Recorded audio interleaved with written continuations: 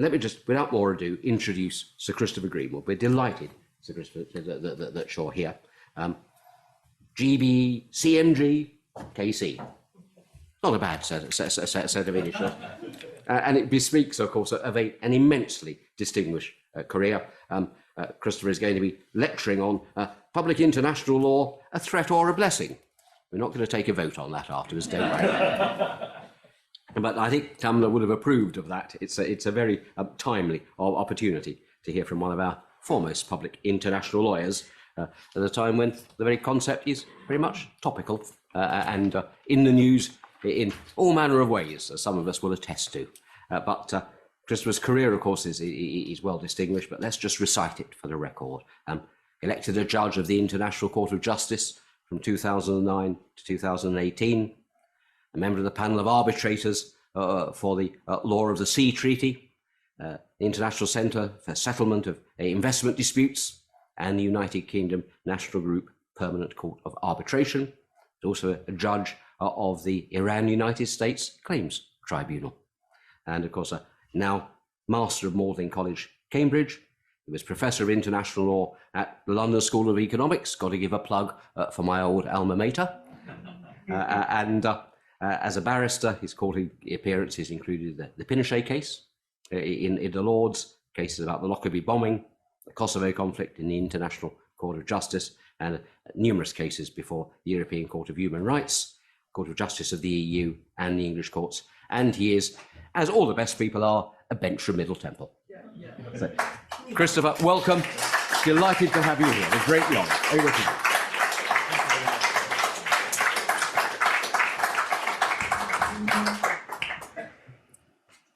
Well, my lords, ladies, Madam Attorney General, Lord Advocate, ladies and gentlemen, getting difficult to know how many one can leave out in an introduction like that.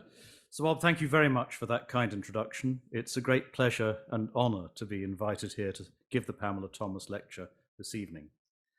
I never had the good fortune of meeting Pamela Thomas, something I very much regret, but I did know Sir Nicholas Lisle. When he was Attorney General, he led me in one of my first big cases, which was proceedings in the International Court of Justice for an advisory opinion on whether or not the use of nuclear weapons could ever be lawful, to which the court gave the resounding answer, possibly not and possibly so.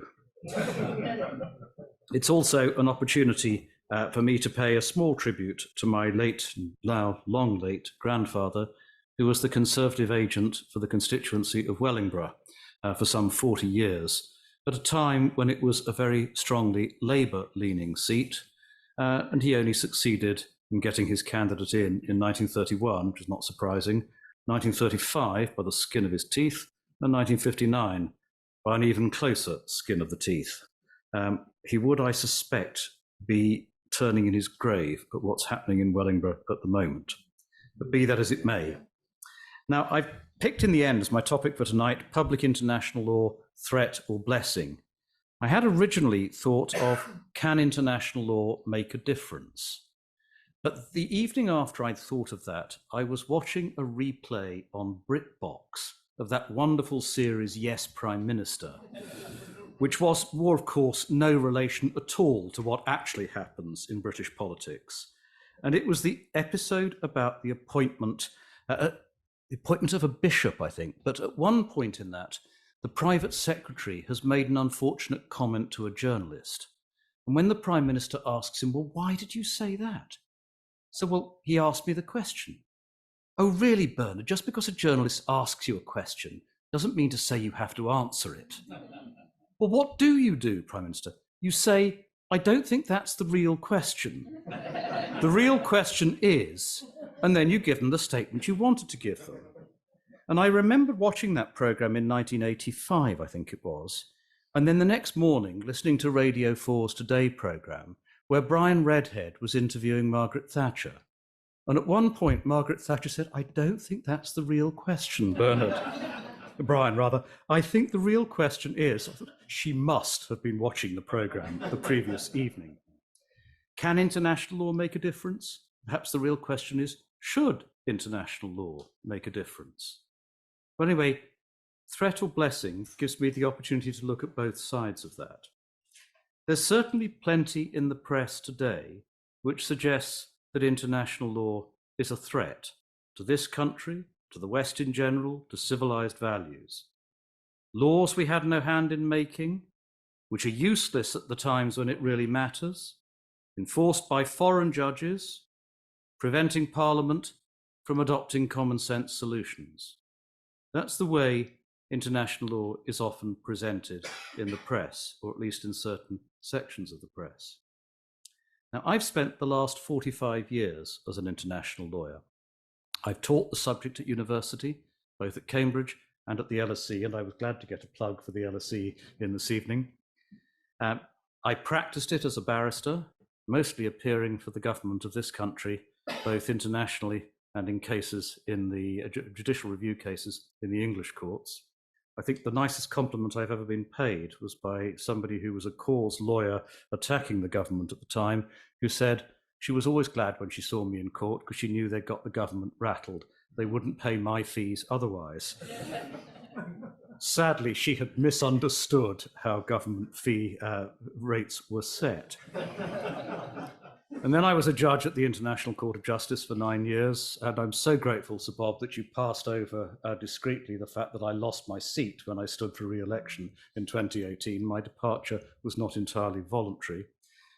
Managed to get me on the front page of The Guardian for the only time in my career, not in a favourable reference either. I noticed, by the way, that they didn't make anything of the fact that the Russian judge, who was vice president of the court, lost his seat in similar circumstances last term by a much larger margin than I did. And then the International Court of Justice gave way to an opportunity to go back to university, but also to do some work as an arbitrator in various capacities, where I claim to be the only judge of an international court appointed by Donald Trump during his presidency, though I don't think the matter crossed the great man's desk at any stage. So it would be a surprise, wouldn't it, if I broke my own rice bowl this evening by saying that international law was a threat and not a blessing, and I'm not going to do so. But I do think that the criticism of international law is something which is far too readily and glibly brushed off by international lawyers. And I think it's time to address those criticisms squarely and see how far there is some force in them. Because if we're honest, there is always force in any criticism of anything that we do as lawyers. Now, a word briefly about public international law and where it comes from. That criticism, these are laws we had no hand in making, I have to say is nonsense. International law consists to a very large extent of two things: treaties concluded voluntarily between states, and no state is obliged to become a party to a treaty if it chooses not to. Despite some of the ludicrous articles you see in different quarters of the press, the fact the United States is not a party to the climate change conventions, or that the United Kingdom is not a party to certain treaties, is entirely reasonable. There is no reason on God's earth why a state has to become a party to a treaty if it chooses not to. So treaties are very much laws that we have had a hand in making. Whether we made them well is another matter altogether. Some of you may be familiar with the fact that the Foreign Office definition of a treaty is a disagreement reduced to writing. And I have seen a good many of those. Some of them remind me, some of the drafting at times reminds me of a tattoo parlour I used to drive past on my way to the M11 in the days when I drove from my flat in London back to our home in Cambridge, which had the remarkable slogan in its window, "Ears pierced while you wait." One shudders to think what the alternative might have been. And the rest of international law, what is not treaty-based, is so-called customary international law, but customary international law is based on what states do, and whether they do it out of a sense that that is either a legal obligation or the assertion of a legal right. And Britain has been an active party in the making and shaping of customary international law for over 200 years. So the idea that this is law we had no hand in making simply doesn't hold water. The real issue is not that we didn't have a hand in making it, but that we can't alter it when it suits us to do so. And we, of course, are used to a legal system in which Parliament has always considered itself free to change the law of the United Kingdom if that law no longer suits. We cannot do that with international law. But that's hardly surprising. If you are a party to a contract, you do not have the power unilaterally to alter the terms of that contract, although occasionally my mobile phone provider seems to think otherwise. If we had the power to remake customary law or treaty whenever it suited us to do so, so by definition must every other state in the world. Would that be to our advantage? I very much doubt it. There is a passage in a 1960s case in which Lord Justice Diplock, as he then was, said, "The sovereign power of the Queen and Parliament extends to breaking international law." Well, for the purposes of English law, that's right. If there is a conflict between a rule of international law and a rule in an Act of Parliament, then the Act of Parliament prevails. But as a matter of international law, that is not and cannot be the case. States cannot legislate their way out of obligations they have undertaken towards other states, and it would be quite wrong to imagine that they could. The other issue about law that we did not make is perhaps a more sensitive one, and that is the interpretation placed by international courts on rules that we signed up to may not be what we thought we were accepting at the time. Now, that's a criticism that I think has a certain amount of force in it. My own approach as a lawyer, as a professor, and as a judge was always to take a rather conservative approach towards interpretation, which I think is particularly important when the law that you apply is law that has been crafted by agreement. Express agreement in the case of a treaty, and if you like, an implied agreement through cohesive, coherent practice in the case of customary international law. So, to the annoyance of some of my colleagues on the International Court and occasionally on arbitration tribunals, I always tended to take a rather conservative approach to interpreting the texts we had in front of us. And I think it's fair to say that for the most part, the International Court of Justice has been faithful to that principle. If you look at the judgments it has given, it has always emphasized that what matters is what states actually do, not what professors say about what they do. And as a former professor, I would endorse that sentiment very strongly.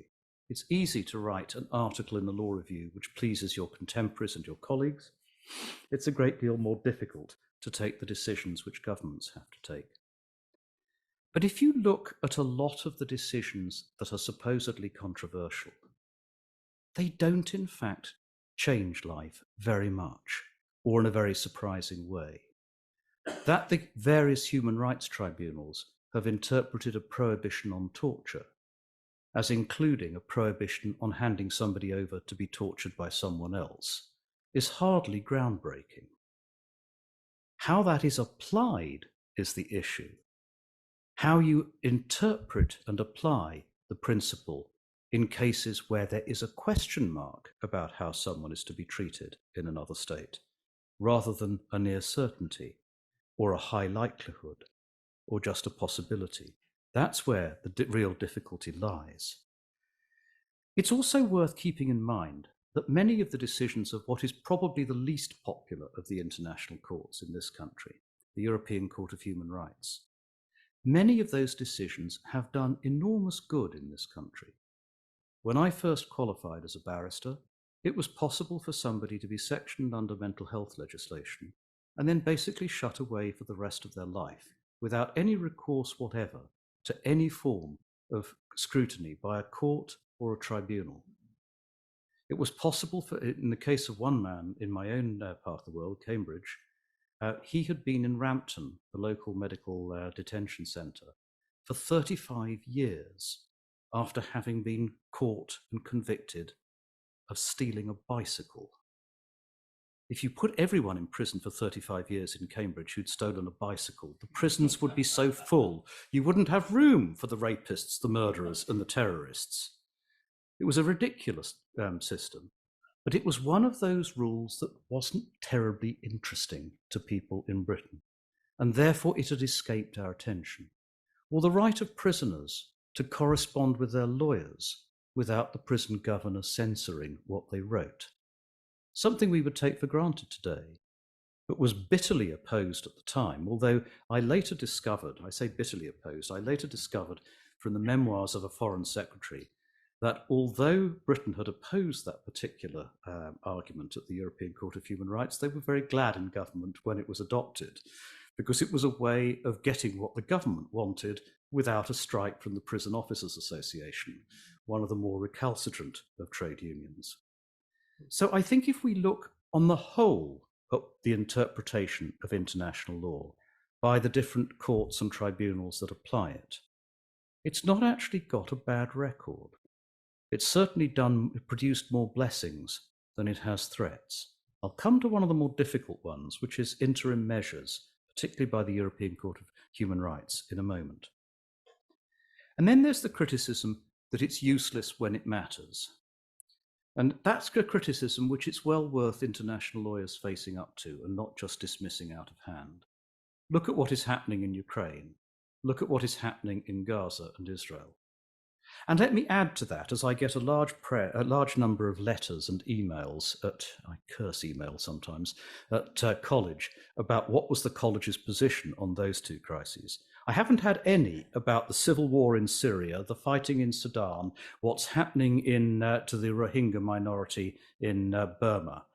We are, I think, rather selective in what we insist public institutions should take a strong position about. My own position is a simple one. The college doesn't make statements about international affairs. And to be honest, I don't think that the leaders of Hamas or the cabinet of Israel or the generals in Myanmar are quaking in their boots to find out what the Master of Magdalene has to say about what they're doing. Now, that criticism that it's useless when it matters sits rather oddly with the criticism that it's too damned effective by half in other areas. But let's see it in proportion.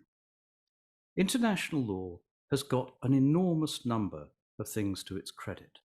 We would not have said, even at the worst time in the Northern Ireland Troubles, and I came of age just as that was starting.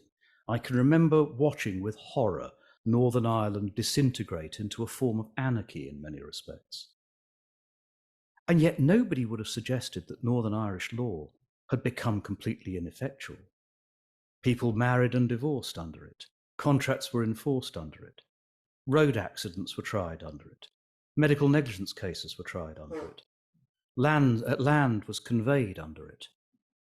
In many respects, that legal system was extraordinary in that it kept working, even though every judge had to have a bodyguard wherever he or she went, and some of the most senior judges were murdered during the course of the Troubles. Well, look at international law.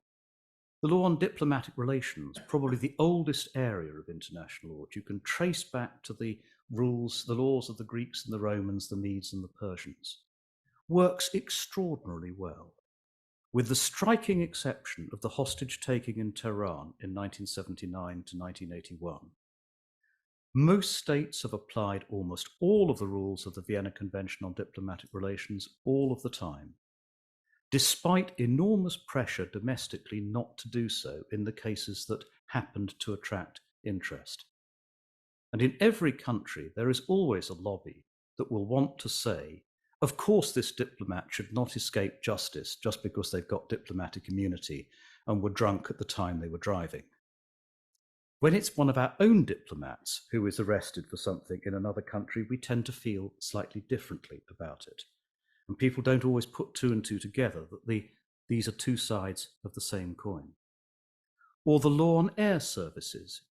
Nobody can travel by air from one country to another without the legal framework created by the Chicago Convention of 1944 and the thousands of air services agreements between states that give effect to it. Shipping is perhaps a little less obvious, But the law is definitely there, and without it, international shipping, or getting the Eurostar from here to Paris or Brussels, would simply not be possible. And not just in those routine areas, the bits of law that people never really notice, has international law been effective. Take the law on boundaries between states. There have been wars by the thousand over boundaries on land.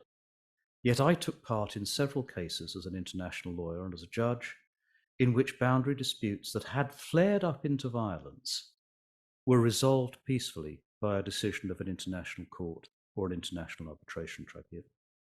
And in some respects, even more remarkable is the law on maritime boundaries. As a result of a process that began in the late 60s and culminated with the Law of the Sea Convention in 1982, we changed completely the approach towards sovereignty over maritime space. We went from a law which basically allowed sovereignty over your territorial waters out to 3, 6, or 12 miles, depending on which school of thought you belonged to and where in the world you came from. The 3-mile rule, incidentally, was originally how far a cannon could fire. With the world of cruise missiles and ICBMs, that was never going to be very effective any longer. But that change in the law on maritime space, which meant, for example, that there is not a square millimetre of the Mediterranean that isn't claimed by at least one state, and most of them are claimed by 2 or 3, could easily have resulted in a modern-day equivalent of the scramble for Africa. That it didn't do so is not because of the treaty, the terms of which are amongst the most ambiguous I've ever come across. It's because of a series of decisions by the International Court of Justice, arbitration tribunals, and latterly the International Tribunal for the Law of the Sea in Hamburg, which hammered out a way to make sense of the principles in the treaty, and which have enabled almost all of the maritime boundary disputes in the world to be settled peacefully, either through litigation or through negotiation. Now, of course, you're entitled to say, yes, but what about the South China Seas? China's ignored the arbitration award against it there. Well, 2 things about that. First, it's the outlier. Virtually every other dispute has been settled without anything like that. And secondly, whatever China has done, it hasn't ignored that award. I have yet to speak to a Chinese international lawyer who didn't bring the subject up within 5 minutes of the conversation starting, even if we begun by talking about something completely different. And China has spent a small fortune in persuading academics throughout the West to write sponsored articles in journals attacking the award. The award is not a masterpiece, but it is there, and China is very well aware that it's there, and it curtails even China's ambitions in the South China Sea. So there is, I think, an answer to the argument that international law is ineffective. See it in proportion, and large parts of it have been very effective indeed. But where does that leave us with Ukraine or the Middle East or the Rohingya or Sudan? The answer is that no legal system is better or more effective than the society that it sits in, the society whose values it embodies. And international society is a weak and incoherent society. However rich and powerful you may be in Britain, in the United States, in France, in any other country, you are very unlikely to dispose of greater power than the central institutions of the state. Virtually every big country in the world disposes of a greater power and a greater wealth than the central institutions of international society. The UN is a largely toothless body unless the 5 permanent members of the Security Council are agreed on something.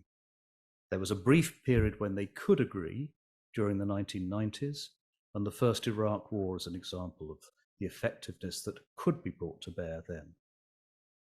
The sad reality is that on matters of national security, the stakes are high for states.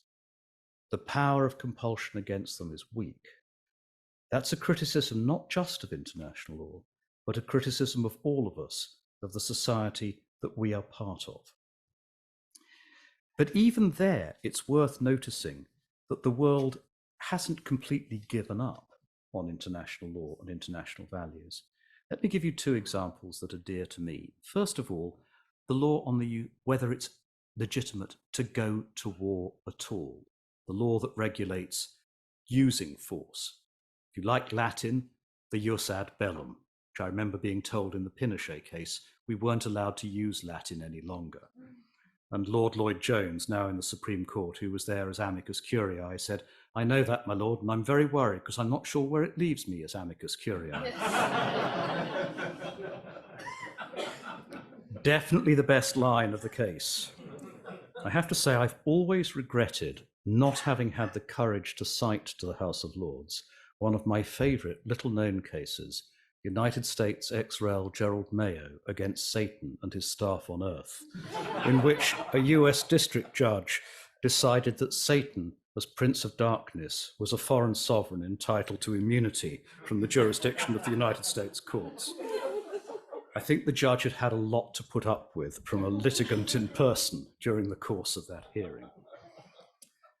But to revert to the jus ad bellum, would we be better off with the world of the 19th and very early 20th century when states took for granted that war was a perfectly legitimate means of ensuring their foreign policy objectives, that no excuse for it was needed?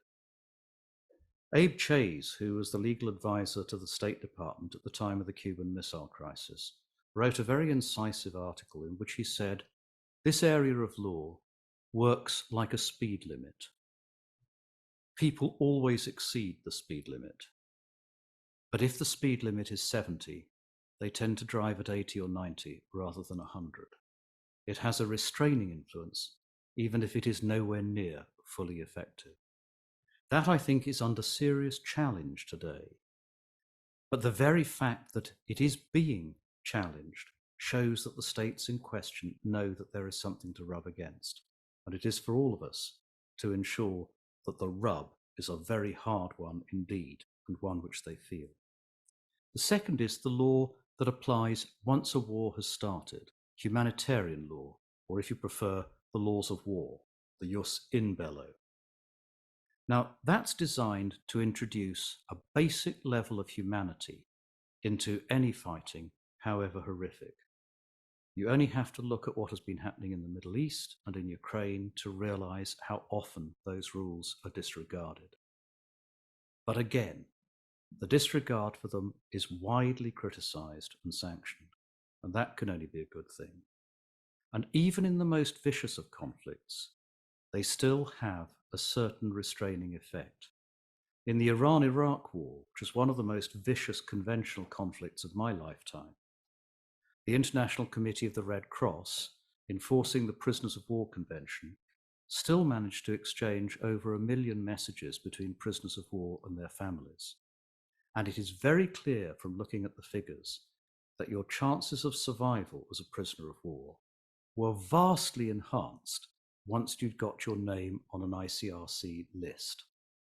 It's not something which is wholly disregarded, something which is violated far too often. I wouldn't pretend otherwise. But again, I think the blessing element is greater than the threat. Let me turn to the third criticism. It's all enforced by foreign judges. Well, that's of course going to be the case. With an international court, a large number of the members of it are likely to come from outside any one country. That's what the word international has always meant to me.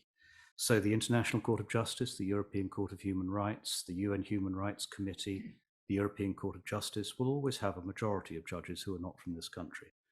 Sadly, and as I know to my own cost, the ICJ doesn't have a British judge at the moment. But first of all, if the UK is involved in a case there, we have the right to nominate an ad hoc judge for the purpose of those proceedings. That comes as a surprise to many people. You're not stuck without somebody who can explain what your own law, what your own rules are and how they work. Secondly, have a look at the sort of decisions that have come out of those courts. I've said a little bit about the ICJ. Its interpretation of law is not something which on the whole is going to cause great alarm. I hope that the Attorney General isn't going to tell me I'm badly off mark with that, or the Lord Advocate for that matter. But the fact is that the ICJ's judgments have generally been pretty much what we would expect and what we would live with. Occasionally they're not, but you could say the same about any other court, including any court in this country. I've got a long list of the cases I've lost and ought to have won. Sometimes it wasn't my fault. It's also worth remembering, at the same time as we look at the judgments we don't like terribly, that Lord Hailsham, when I was an undergraduate, was writing a book saying that the European Convention on Human Rights was a bastion of our liberties in this country against a possible left-wing government that wanted to get rid of independent schools, seize private property without restraint, and so on. It depends very much on which end of the telescope you happen to be looking down at any given moment, whether you see the European Court of Human Rights as on the danger side or the better side. I do think, however, that it's important to face up to three problems about international courts that really are difficulties and that the courts need to address. The first is there are frankly limits to what a court can do in practice. Now, this is very difficult for the court. Take, for example, a case that I was involved in as a judge. I can't break confidences about deliberations, obviously, but I will tell you a little bit about the background. The Marshall Islands brought an action against 9 states known to have nuclear weapons, arguing that their continued possession of nuclear weapons, and in particular, their decision to increase their nuclear armament or to change and update their nuclear armament, was a violation of international law. Now, this was a catastrophic case in my view. First of all, it touched on a subject that no matter what the International Court of Justice might say, those states were never going to change their nuclear policy just because of a judgment. And I think a bit more intelligent restraint could have been called for by the government of the Marshall Islands on this. I can understand why the Marshall Islands took the view they did. They were the testing ground for nuclear weapons in the early 1950s, and their population suffered greatly as a result. But if you ask yourself what can be achieved by this judgment, you should never, in my view, embark on litigation just in order to score a point. That's folly, and it's dangerous folly in an area like this. It was made worse by the fact that only 3 of the states, India, Pakistan, and the United Kingdom, could plausibly be said to be subject to the jurisdiction of the International Court of Justice on an issue like this. Now, leave aside for the moment India and Pakistan, where you could make an argument that in each case, their interest in nuclear weapons is very much bound up with the other states' interest in nuclear weapons. And just look for a minute at the United Kingdom. We do not have nuclear weapons because of India or Pakistan. We have nuclear weapons because of the Soviet Union as it then was, and the Russian Federation today, and because of China. And the same is true of the United States and France. So a judgment against the United Kingdom, to which these other states were not party, would be a waste of everybody's time, an exercise in hot air and nothing else. And for that reason, I'm very glad that the court threw the case out. I think it's very dangerous to engage in that type of, I don't normally like the word, but that type of lawfare, which was basically what you had here. And for the same reason, I think one should be cautious about assuming that requests for the court to express its view on something like climate change is terribly helpful.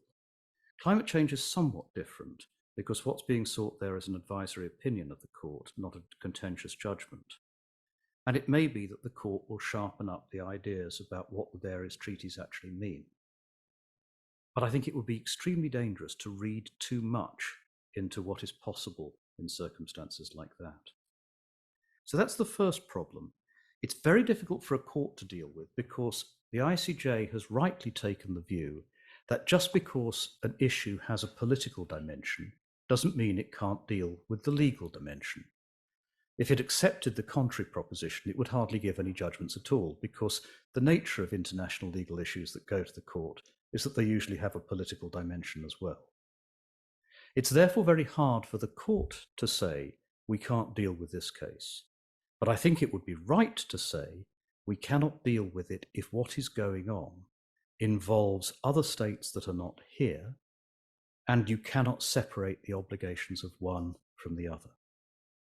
There was a very interesting recent instance of that same problem in the case that South Africa brought against Israel, where the court gave its interim measures order last week, because the principal relief that South Africa was seeking was an order for a ceasefire, which would of course have been directed to one party in a conflict, when the other party to that conflict wasn't before the court, wasn't bound by any decision that it gave.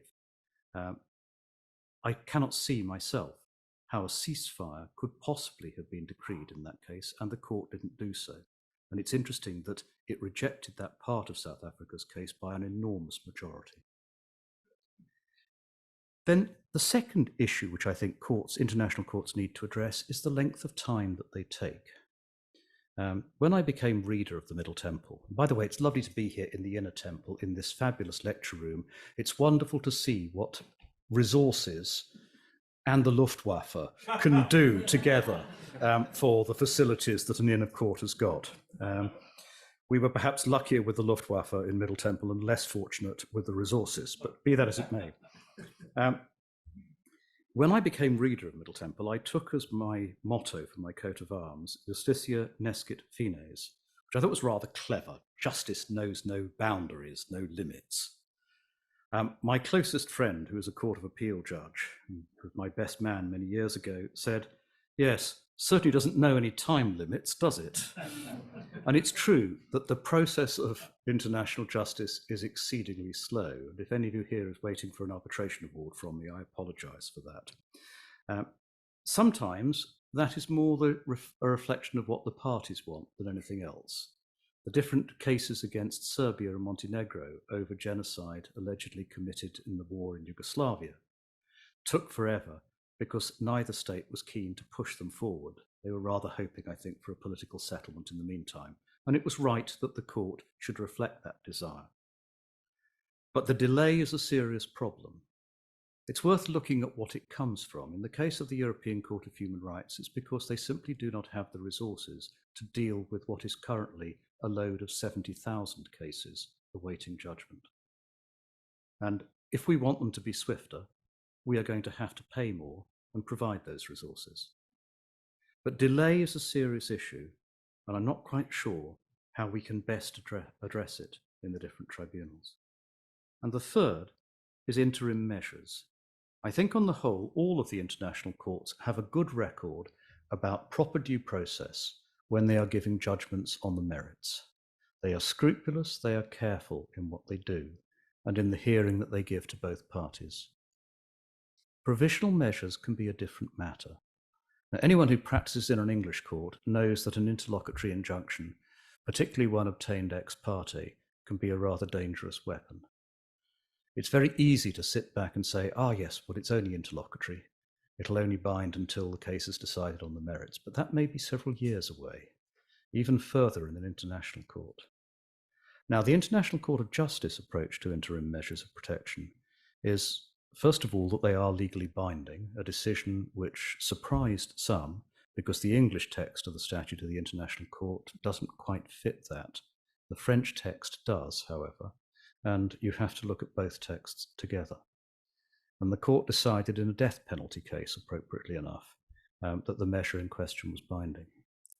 But those measures are not granted ex parte. The only time they will be granted ex parte is for a very short period of time in a case of real emergency, either by the president requesting them, which is not binding, or in the one case of a death penalty, the man was to be executed the following day. The court gave an order which was binding only until they could hear both parties. So you get your inter partes hearing afterwards. Now, a problem in my view with Rule 39 measures in the European Court of Human Rights is that you do not have that. Sometimes they are inter partes, but it has been possible to go to the court, to go to a judge and get an interim order, which may effectively put a stop to what the state was going to do permanently, because the delay is such that it cannot in effect ever be put right at a later date if the measure should not have been granted.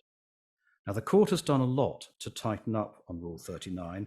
These latest reforms make it something to be used only in exceptional circumstances. But I think it would be better still if there were to be a procedural change which would ensure that where a measure was granted ex parte, the state always had the opportunity either to appeal it to a panel of judges or to come back for an inter partes hearing with a complete clean sheet within a very short period of time. I do not think that decisions as important as this should be taken which are binding upon a state where the state has not been heard in respect of it. And that is one of the reforms that I would like to see. And lastly, something about preventing common sense. We all know what needs to be done about, and you can fill in the gap with whatever you want. Migrant boats in the Channel, anything you wish. We all know what needs to be done. International decisions are stopping us doing it. Well, again, the problem there is it depends very much on your standpoint. Other states may feel equally strongly about this. I can remember listening to John Bolton from the United States talking about US funding for the United Nations and saying at the beginning of his talk, I think that the question whether there is a legal obligation for the United States to pay this money to the United Nations is the single least important question that we need to consider. And I sat back and thought, and I am sure that Saddam Hussein would agree entirely with what you've just said. The question of whether there is a legal obligation for me to comply with those disarmament resolutions of the United Nations is the single least important question that we have to consider. And I'd like to end with this thought. Law, international law, is a single edifice. If you take a wrecking ball to one bit of that edifice, do not be surprised if it damages bits that you feel you would like to keep as well. Let me give you one example. For all of those people in this country who will say, well, the European Convention on Human Rights has meant foreigners interfering with what we want to do. I wonder how many of them ever think that exactly the same argument comes from the opposite end of the political spectrum about matters like investor state protection. I sit as an arbitrator in the ICSID system. As a result of that system, umpteen companies from the West, many of them British, who have been shamefully treated by the states in which they have invested in good faith, have been able to obtain a remedy, been able to obtain compensation. And that is criticised every day as a case of foreigners overriding the sovereign will of a state to expropriate or to change its economy, to go back on its promises or whatever. And the argument that they use is exactly the same as the argument used from the right about the European Court of Human Rights. And to be blunt, we have handed that argument to them. The wrecking ball that was swung at one bit of the edifice now hits another bit as well. I'd say exactly the same if I was talking to the Society of Labour Lawyers about the criticism of investor state arbitration, hands an argument to those who criticise the European Court of Human Rights. And it goes even deeper than that. I do not think that international law can be separated from national law. The rule of law is one and indivisible. If you once start thinking it's okay to break bits of it, you will end up breaking it all. You will end up not with a rule of law, just a rule by law. And that is something which I simply do not think we should contemplate. Let me leave it at that.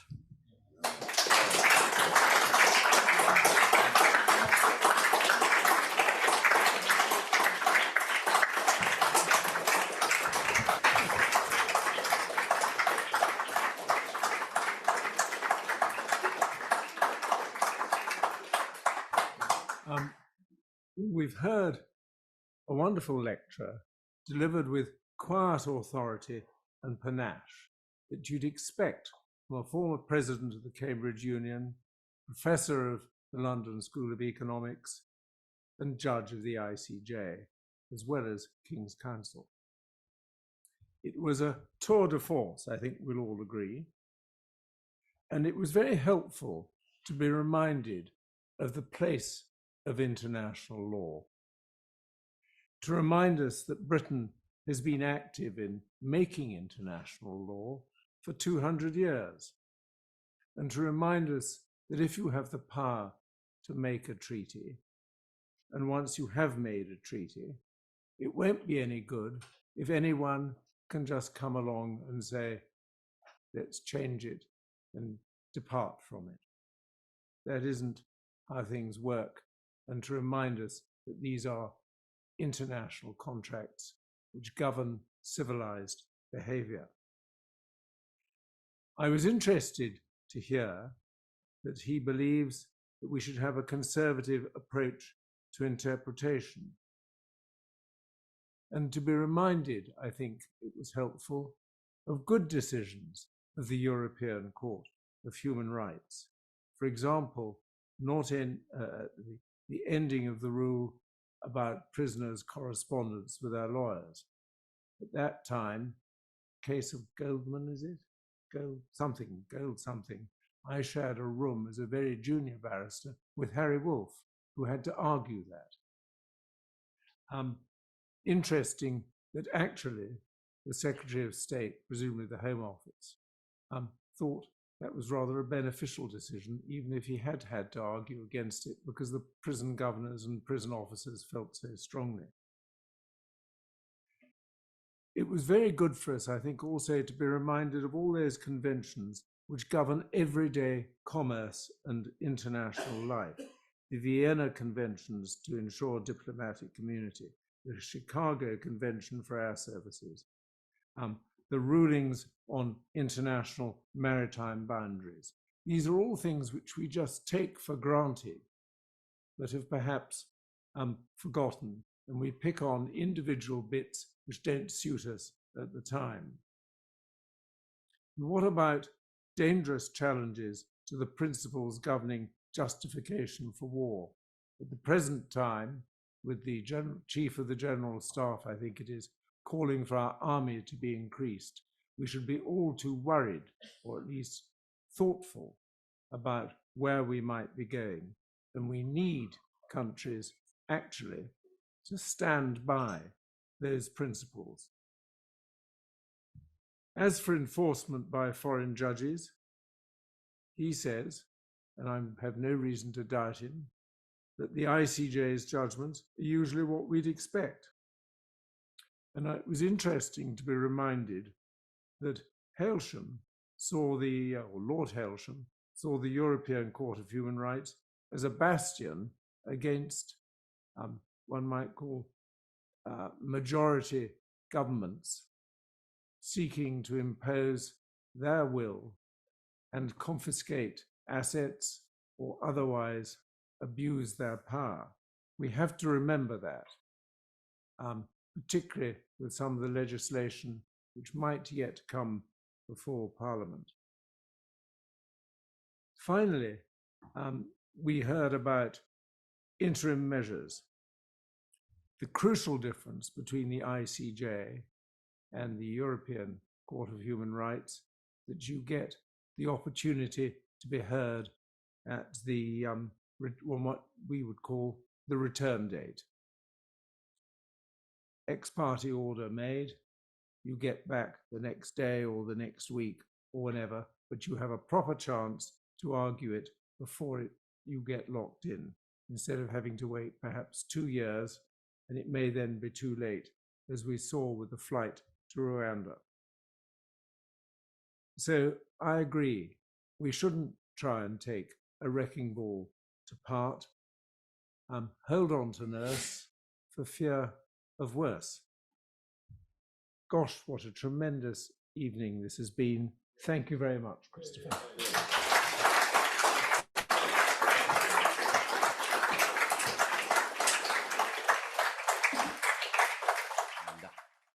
Guy, many thanks for that vote of thanks. We're now finished, but if any of you, by any reason, are not yet members of the Society, don't forget to on the website and you can join up online. So the more that join us, the better we can do to bang the lawyers' cause within the Conservative Party and the Conservative Party's cause amongst lawyers. Thanks for coming tonight.